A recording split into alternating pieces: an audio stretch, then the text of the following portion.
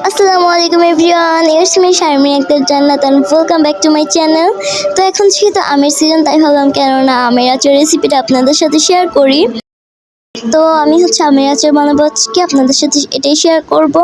তো এখানে আমের আচার বানানোর জন্য আমি কাঁচা আম নিচ্ছি 5 কেজি। আমি এখানে 5 কেজি কাঁচা আম নিচ্ছি। তারপর আমি এখন 5 ফোড়ন ভেজে নিব।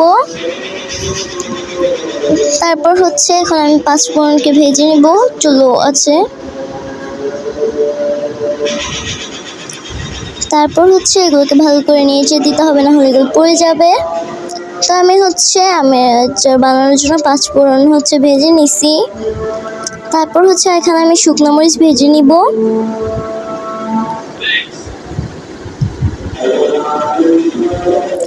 তারপর আমগুলোকে আমি ধুয়ে নিছি, আর আমার শুকনো মরিচ ভাজাও হয়ে গেছে।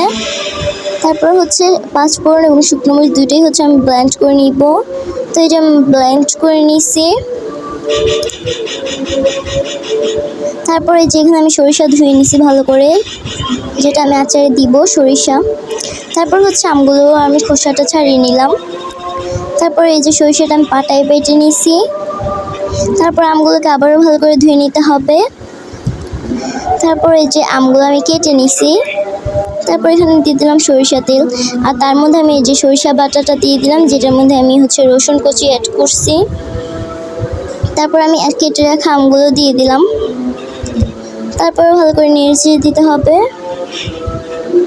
তো আচারটা বানানোর সময় আজান দিতেছিল, তাই সাউন্ড কম আসতেছে।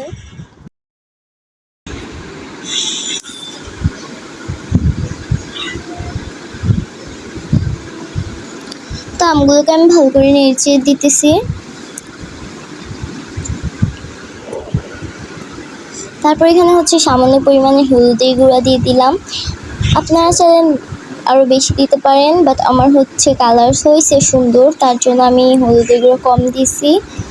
তো যাদেরটা কালার হয় না তাদের জন্য হলুদ দিতে পারবেন বেশি করে। তারপর এখানে আমি চিনি দিয়ে দিব 3 কাপ পরিমাণ। ফার্স্টে আমি 1 কাপ চিনি দিছি, আর আমগুলো কিন্তু অনেক মিষ্টি ছিল, তাই আমি চিনি একটু কম দিব। তারপর আরও 1 কাপ দিয়ে দিলাম। মানে একসাথে দিতে যাবেন না, কারণ এগুলোকে কিন্তু ভালো করে মিক্স করতে হবে। সো তাই 1 কাপ 1 কাপ করে দিবেন। তারপর আমি সামান্য পরিমাণে লবণ দিয়ে দিলাম।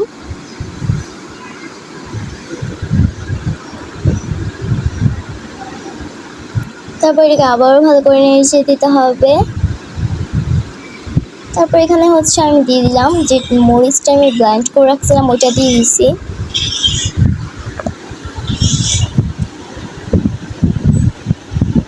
তারপর আমি এখানে আরও 1 কাপ চিনি দিয়ে দিছি। তারপর এটাকে আবারও ভালো করে নেড়ে দিতেছি।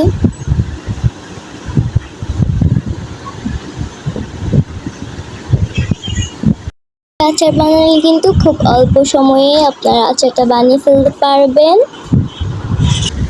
তারপর এখানে আমি দিয়ে দিলাম মরিচের গুঁড়া 1 চামচ। তারপর আমি এখানে 5 ফোড়নটা দিয়ে দিলাম। 5 ফোড়ন দিয়ে দেওয়ার পর এখন এটাকে ভালো করে নেড়ে দিব। এই যে আমার আজকের রেসিপি আপনাদের কাছে কেমন লাগবে অবশ্যই কমেন্ট করে জানাবেন। ভিডিও ভালো লাগলে লাইক কমেন্ট শেয়ার করতে ভুলবেন না, আমার চ্যানেল সাবস্ক্রাইব করবেন। তো যাই হোক, আল্লাহ হাফেজ।